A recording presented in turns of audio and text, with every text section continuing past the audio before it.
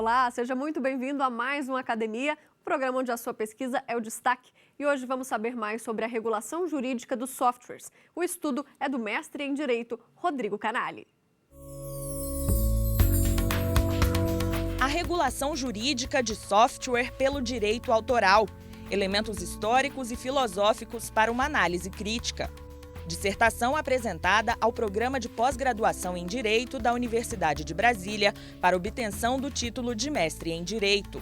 Orientador, professor doutor Marcos Faro de Castro. E para debater o assunto com a gente estão aqui o doutor em Propriedade Intelectual e Direito Autoral, Eduardo Licurgo, e o doutor em Ciência da Informação, Eduardo Moresi. Obrigada, Licurgo, pela sua presença aqui na Academia. Eu que agradeço, Mariana. Obrigada, Moresi. Eu que agradeço. Muito obrigado. Bom, e para a gente entender melhor a pesquisa de hoje, confira um rápido resumo da dissertação. O trabalho propõe uma análise crítica e reflexiva do percurso histórico que levou ao desenvolvimento do regime atual de proteção dos direitos autorais e a sua extensão à proteção de programas de computador. O autor questiona a adequação desse sistema à regulação jurídica dos softwares. Rodrigo, seja bem-vindo ao programa. Muito obrigada por ter aceitado o nosso convite. Obrigado, Mariana, e obrigado, TV Justiça, pelo convite. Bom, então, queria começar entendendo o seguinte. A gente, quando ouve a expressão direito autoral, a gente sempre lembra de música, de artista. Agora você traz o direito autoral para os softwares. Isso existe mesmo? Como é que funciona? Eu queria essa explicação. Exatamente, Mariana. O regime de proteção intelectual, desse tipo de obra intelectual que a gente conhece como software, os programas de computador, ele é basicamente o mesmo aplicável às obras literárias e às obras musicais, né, que é o direito autoral. O software ele é equiparado estruturalmente, basicamente, o seu regime de proteção jurídica a uma obra literária. Então, cada programa de computador tem um dono e esse dono tem direito sobre aquela obra que ele criou. Assim como o autor de um livro ou o autor de uma música. E por que surgiu o interesse de estudar esse tema? Bom, primeiro é um tema que me chamava a atenção desde o início da minha graduação em Direito, né, ou até antes, desde a minha adolescência, porque eu gostava de música e gostava de computadores. E naquela época começaram a existir aquelas primeiras polêmicas sobre a questão do download de música ilegal, a época do Napster, toda essa discussão. Eu era um adolescente que gostava um pouco de programação, embora essa parte da minha vida tenha ficado no passado, eu ingressei mesmo na carreira jurídica, mas o interesse aí ficou, eu sempre tive curiosidade, tentei juntar um pouco de tudo isso, né, e até por uma satisfação pessoal mesmo, de conhecimento e entender os motivos, as razões que levam a determinadas opções políticas e jurídicas aí de regulação e de como tratar quem tem direito, quem não tem, o que é certo ou errado nessa área aí. E como é que está hoje esse cenário no Brasil? Essa regulação jurídica é respeitada? De um modo geral, vamos dizer que sim. Há um problema o que se chama de pirataria, vamos dizer assim, o uso ilegal ou não autorizado de determinados softwares, assim como há a pirataria de música em outras áreas, né? Há bastante controvérsia, bastante questionamento sobre os limites disso, até onde é realmente um problema sério, até onde há alguns exageros, uns excessos, mas, de modo geral, a gente tem aí uma legislação estabelecida que espelha, de modo geral, a legislação mundial, internacional, que é bastante uniforme sobre isso. Tá? Então, é um regime bastante sólido. Você buscou muita referência no direito internacional também? Bastante, e isso é uma coisa inevitável quando você está tratando de propriedade intelectual e direito autoral. Porque hoje em dia os regimes de proteção de obras intelectuais, eles são praticamente uniformes no mundo inteiro por força de tratados internacionais que impõem aí alguns padrões mínimos que têm que ser respeitados igualmente por praticamente todos os países. Entendi. Bom, você também indicou alguns livros para a gente que foram usados na sua dissertação. A gente separou 3, então vamos ver agora quais são. Copyright in Historical Perspective, de Lyman Ray Patterson. Editora Vanderbilt University Press. The Gridlock Economy, de Michael Heller. Editora Basic Books. Copyrights and Copywrongs, de Siva Vaidyanathan. Editora New York University Press. Rodrigo, então, basicamente, toda internacional a bibliografia que você usou. Não tem obra literária nesse sentido aqui nacional? Basicamente, Mariana, a grande a maior parte das obras que eu usei na minha pesquisa, tanto as obras teóricas quanto obras mais específicas, é toda internacional, porque há realmente um déficit de bibliografia nesse assunto aqui em língua portuguesa, na bibliografia. Tanto a literatura jurídica brasileira sobre isso é pouca e superficial, né, quanto na parte mais técnica do trabalho também, que foi buscar alguns conceitos de economia mais sofisticados, de teoria literária, eu também tive que buscar em fontes internacionais. Rodrigo, então, agora que a gente já entendeu melhor do que se trata a sua dissertação, fica à vontade para concluir a pesquisa para a gente. Bom, Mariana, a pesquisa ela consistiu em uma investigação sobre o que levou à regulação jurídica do software pelo direito autoral e quais são as consequências e possibilidades daí advindas. Nesse sentido, eu procedi a uma análise da evolução histórica da propriedade intelectual em geral e do direito autoral em particular, e bem como da sua extensão aos programas de computador. A obra apresentou alguns apontamentos críticos em relação à aptidão das formas existentes de propriedade intelectual para lidar com os desafios apresentados pelas tecnologias digitais. Um dos problemas que eu identifiquei é a falta de conhecimento dos operadores do direito em geral sobre o que é um software. Então, teve uma parte da dissertação que eu procurei explicitar um pouco de teoria da computação mesmo, de forma mais simples possível para ser entendida por alguém com formação em ciências humanas, alguém que não tem formação nessas ciências mais orientadas à matemática, né? Para fazer a ligação do que é esse objeto, uma coisa certamente matemática, e por que a regulação jurídica disso pelo direito autoral. E um paralelo que eu gosto muito de fazer do software é com a partitura de música. O código-fonte de um software, ele é algo que vai ser executado por um computador para executar determinada tarefa, assim como a partitura de música é algo que um músico vai pegar um instrumento e vai executar e vai chegar naquele resultado esperado. Tá? Acho que esse paralelismo ajuda a entender por que a semelhança, por que o direito autoral é, até certo ponto, adequado para regular o software. E, por fim, a que conclusões eu chego como resultado da minha pesquisa? Né? Que as principais categorias normativas do direito autoral, forjadas ainda no século XIX, com base numa realidade social completamente diferente, elas ainda permanecem praticamente inalteradas hoje. A combinação da tecnologia digital com a comunicação em redes, ambas fundamentalmente lastreadas em software, elas têm o potencial de ampliar enormemente a liberdade de acesso ao conhecimento, à informação e à cultura. Só que são as nossas formas jurídicas hoje, e não mais as limitações físicas e tecnológicas, que impediriam, talvez, essa realização. Por fim, uma redução do escopo dos direitos autorais, que é algo que eu defendo na dissertação, não vai significar necessariamente a redução do controle do autor sobre a obra. Não se trata de negar o direito autoral e nem a utilidade dessa sua metáfora enquanto uma forma de propriedade, mas sim de pensar alguns modelos alternativos em consideração alguns modelos alternativos de conformação dessa constelação de direitos que levam em consideração suas finalidades e equacionar tanto os direitos de criadores quanto os de usuários e do público. Né? A minha constatação, afinal, é de que há um desequilíbrio e a prescrição é de um retorno a um equilíbrio. E começa, na minha visão, no campo legislativo, pela redução da duração e do alcance dos direitos autorais, especialmente sobre o software, e a ampliação de hipóteses de usos não autorizados, de usos justos sobre esses direitos.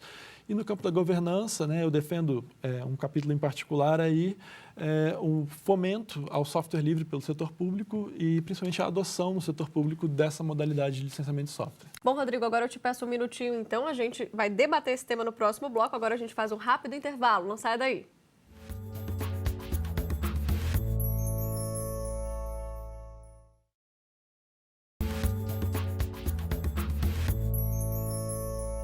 O Academia está de volta, hoje abordando o direito autoral nos softwares. E para o debate que começa agora, estão aqui o doutor em Propriedade Intelectual e Direito Autoral, Eduardo Licurgo, e o doutor em Ciência da Informação, Eduardo Moresi. Moresi, começo contigo? Tá. Eu achei muito interessante a sua abordagem. Tá? Eu não sou da formação do direito, mas conheço o desenvolvimento de software. Em que você tem uma atividade intensiva em conhecimento, ou seja, prescinde de competências técnicas do desenvolvedor para você chegar a um produto que é o software. Tá? E, para mim, na minha opinião, eu acho que o grande debate do direito autoral é em relação ao modelo de negócio. Como ter um ponto de equilíbrio entre a proteção do direito autoral e o modelo de negócio que você possa estimular o desenvolvimento de software, criação de empregos e sustentabilidade de negócios. Muito obrigado pela pergunta, doutor Eduardo. De fato, doutor Eduardo, o desenvolvedor de software, ele é um criador. Não é um inventor, porque o software não é considerado uma invenção, mas ele é uma obra intelectual e ele é um criador, assim como um compositor é um criador, assim como um autor de um romance é um criador, né? E esse trabalho intelectual que ele desenvolve merece uma proteção intelectual. E, de fato, um dos grandes debates está na compatibilização desses modelos de negócios e até que ponto é a propriedade intelectual, é o direito autoral que vai fornecer o incentivo adequado e a recompensa adequada para ele ser recompensado pela sua obra intelectual, né? E quando eu fiz a dissertação, eu estudei alguns modelos de negócio alternativos e há diversos estudos mostrando, por exemplo, dentro do modelo de software livre, em que há um modelo de licenciamento do software que abandona, de certa forma, essas premissas da recompensa diretamente pelo licenciamento e que não deixa de propiciar a existência de modelos de negócios extremamente lucrativos, tanto para desenvolvedores quanto para todos os outros envolvidos aí nessas cadeias produtivas, né? Claro que eu não acho que vai ser um modelo de negócios para todas as situações, mas eu acho que vale a pena apostar nela e são modelos de negócios que, na minha visão, mais do que a proteção autoral diretamente, inclusive estimulam mercados mais competitivos. Licurgo? Rodrigo, primeiro te parabenizar pelo trabalho, acho que você foi muito feliz nele. Agora, a minha primeira pergunta para ti é uma coisa mais prática. A gente está falando no código-fonte, né? Só que eu acho que, eventualmente, no software e nos programas de computador, eu tenho um resultado que eu obtenho através de uma linguagem. Aí, talvez até o professor Moresi consiga me auxiliar mais nisso. Mas eu posso ter esse mesmo resultado usando outras linguagens distintas. Então, a imagem da proteção ao código-fonte, será que ela não seria hoje... ou deveria ser combinada hoje com outras proteções, por exemplo, as proteções de tela, de interface, para que você possa ter a proteção completa daquele produto que se busca, né, como uma forma até de premiar o criador. Eu não vou falar inventor, a gente fala às vezes em invenção do programa de computador, mas tecnicamente seria o certo seria o criador. Você não acha que o código-fonte, só a proteção do código-fonte, ela pode ser insuficiente até para permitir a proteção desse modelo de negócio? Doutor Licurgo, essa pergunta realmente é bastante instigante, né? E ela toca num ponto que remonta às discussões que começaram a existir desde a década de 70, quando o mercado de software se tornou uma coisa real e uma coisa relevante, e começaram as primeiras discussões sobre, que tipo de proteção a gente vai dar para esse tipo de criação. E algumas das primeiras propostas, eu acho que isso é uma invenção. Então, acho que a proteção do software tem que ser por meio de patentes. Foi, inclusive, a primeira proposta veiculada no âmbito da Organização Mundial de Propriedade Intelectual. E venceu, né, nessa disputa de ideias, disputa política, de interesse, a escolha da proteção autoral, né, por N razões, encabeçada principalmente pelos Estados Unidos, que encabeçaram essa ideia da proteção pelo direito autoral. E hoje há mesmo essa discussão, há quem proponha aliar a proteção autoral à proteção patentária.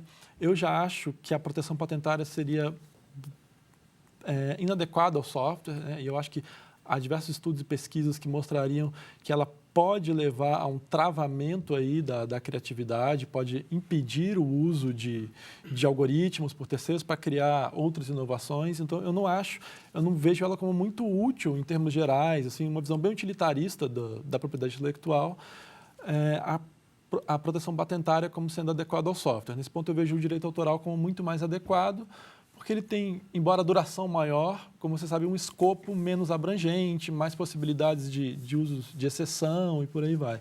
E ele protege só a expressão, né, aquele código, e não necessariamente a ideia. Mas no tocante à tela, talvez seriam proteções mais relacionadas ao design. Eu acho que não deixariam de ser proteções autoral e não outras formas de propriedade intelectual, mas que deixariam de incidir não só sobre o código-fonte, mas em outras expressões desse software. Então, aí eu não vejo nenhuma incompatibilidade, né? Eu acho que tudo aquilo que é expressão, tanto a expressão do código-fonte como a expressão da tela, que é uma espécie de design, eu acho passível de proteção autoral. Aí eu não sei se eu respondi um pouco a sua pergunta, se é um pouco nesse sentido. Eu vou pegar um gancho na pergunta do Dr. Licurgo, porque hoje nós temos uma nova realidade que é o desenvolvimento de aplicativos. E o ciclo de desenvolvimento ele é muito rápido e se fosse incluído nesse processo de proteção o patenteamento, que levaria alguns anos, aquele aplicativo ele perderia a razão de ser. Então, hoje, o desenvolvimento do aplicativo ele se baseia numa ideia. Tá? Então, a criatividade ela é fundamental para a concepção do aplicativo. Então, e eu acho que as próprias lojas elas já têm algumas medidas, não só de proteção do código, mas também de proteção do design, das telas, de toda a arte envolvida. Tá? Só que muitas dessas lojas elas são internacionais. Como proteger o autor brasileiro, o desenvolvedor brasileiro, diante da realidade internacional de proteção? Eu estou perguntando o seguinte, eu desenvolvo um aplicativo, tá? E publico ele numa loja virtual. Sim. Tá? Quais são as garantias que o desenvolvedor tem em relação aos direitos autorais, considerando que a legislação a que ele é submetido é uma legislação internacional? Bom, a legislação, como eu disse antes, ela é bastante uniforme hoje em dia, por força de tratados internacionais. Então, com exceção de alguns detalhes, a legislação brasileira, a legislação europeia, a legislação norte-americana, a legislação chinesa sobre direito autoral de software não vai variar muito. Vai variar algumas nuances, mas no essencial ela vai ter os mesmos parâmetros, as mesmas diretrizes. E essa proteção, há um conjunto, há normatização, mas ela vai se dar basicamente de forma contratual. É a forma como você licencia e os contratos e convênios que você vai celebrar com quem vai distribuir o seu software. Né? E eu acredito que a legislação oferece, sob esse prisma, sob esse ponto de vista do desenvolvedor, alguma segurança de forma satisfatória, sim. Esse ponto. Eu não vejo isso como um grande problema. O fato das lojas serem internacionais ou a distribuição lá fora. Eu acho que no caso da proteção patentária, aí sim poderia aumentar muito a dificuldade. Imagina, você vai desenvolver qualquer linha de código, qualquer algoritmo, você vai ter que pesquisar em bancos de dados para saber se aquele algoritmo já estava patenteado antes por alguém em algum lugar do mundo. Né? Eu acho que isso sim representaria um entrave ao conhecimento. Mas a proteção autoral, embora às vezes possa parecer insuficiente, eu acho que ela é bastante suficiente, sim. Eu vou te fazer uma pergunta com relação ao prazo. Você falou que os prazos pela proteção autoral seriam demasiadamente longos, né? Mas me parece que o prazo que nós temos na nossa lei de software de proteção é o prazo mínimo da Convenção de Berna. E há uma discussão no cenário internacional de se ampliar até o prazo das obras, de proteção das obras autorais, para além de 70 anos. A Convenção de Berna estabelece um mínimo de 50 anos, a legislação brasileira prevê para outras obras que não software 70 e há essa discussão para aumentar esse prazo. Será que esses 50 anos já não seriam suficientes para os softwares? Eu concordo plenamente com você, Dr. Licurgo. Eu acho que os 50 anos são não só suficientes, são mais do que suficientes para a proteção do software. Quem aqui usa algum programa de computador que tenha 50 anos ou mais ainda? Né? Eu acho que não há nenhum desenvolvedor aí que espere estar recebendo frutos e dividendos de um software por um prazo desse, porque é uma tecnologia que tudo muda muito rápido. Né? Às vezes 2, 3, 5, 10 anos estourando, assim, você vai ter um software ainda com uma vida útil no mercado. Né? Então, esses prazos excessivos, eles têm um efeito ruim. Qual é o efeito ruim? É um conhecimento que ele já deixou de ter um valor econômico para o seu criador, mas ele pode ter um valor de acesso ao conhecimento para outros pesquisadores e ele vai estar ali longe, ele não vai estar no mercado porque não tem valor econômico e, ao mesmo tempo, ninguém vai ter acesso àquele conhecimento para criar novas criações em cima daquilo. Então, você deixa obras durante vários anos num limbo, aí, em que elas não têm mais valor econômico e também estão fora do acesso de qualquer um. Morese? Bom, eu queria fazer uma pergunta para você em relação ao financiamento. Tá? Então, quando nós temos um financiamento público para o desenvolvimento de um software, eu concordo com você, ele deve ser público. Tá? Então, o código, toda a documentação do software deve se tornar pública. Agora, quando o financiamento ele é privado, a expectativa de quem financia é que vai ter um retorno do investimento. Aí, como regular, como ter um ponto de equilíbrio entre o financiamento com a expectativa de retorno e garantir o direito autoral e também o retorno de quem desenvolveu o software? Não, eu acho que a própria ideia da proteção do software pelo direito autoral, e não só do software, a própria ideia por trás dos direitos autorais em si, é justamente isso.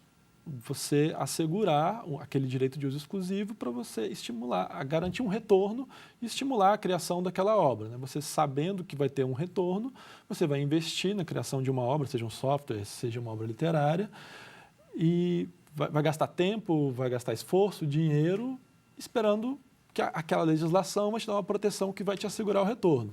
Então, não é nenhum problema. Então, e eu acho, de certa forma, adequada, sim, a proteção do software para isso. O problema que eu vejo são nos prazos excessivos, porque aí a proteção duraria um tempo muito maior do que o tempo necessário e o tempo de retorno esperado mesmo. Né?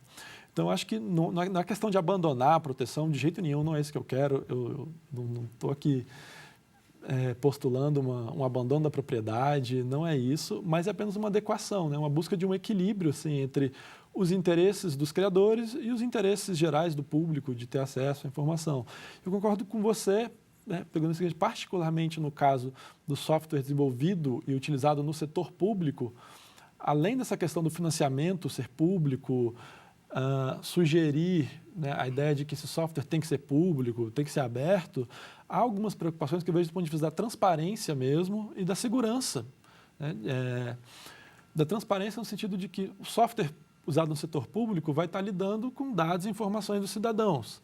E eu acho que o cidadão tem que ter o direito de saber exatamente como é que funciona o software que vai estar lidando com as informações dele. Né? Isso é uma discussão que está bastante candente hoje no âmbito da Europa. Assim. O software usado para lidar com informações individuais, pessoais das pessoas, ele tem que ser um software em que as pessoas têm que ter acesso a como é que aquilo funciona. Como reduzir esse prazo? Que você diz, olha, eu acho que para o software tinha que ser um prazo menor, se eu tenho uma limitação pela Convenção de Berna. Bom, quanto à questão da redução do prazo, né, os caminhos que eu vejo, né, seriam apenas dois. Um caminho difícil, que seria um consenso internacional em cima dessa questão, e você proceder a essa limitação no âmbito internacional mesmo, porque as políticas domésticas estão limitadas por esses acordos internacionais. E o caminho viável seria através de formas de licenciamento alternativas, em que autores optam, na hora de licenciar os seus softwares, por prazos reduzidos de proteção, como tem acontecido em diversas experiências que eu tenho identificado e visto por aí. Rodrigo, nosso tempo chega ao fim. Agradeço a sua participação aqui no programa. Muito obrigada. Obrigado, Mariana. Obrigado, TV Justiça, pelo convite. É uma honra poder estar aqui. Agradeço também nossos debatedores, Licurgo. Muito obrigada. Eu que agradeço mais uma vez. Obrigada, Morese. Muito obrigado pela oportunidade.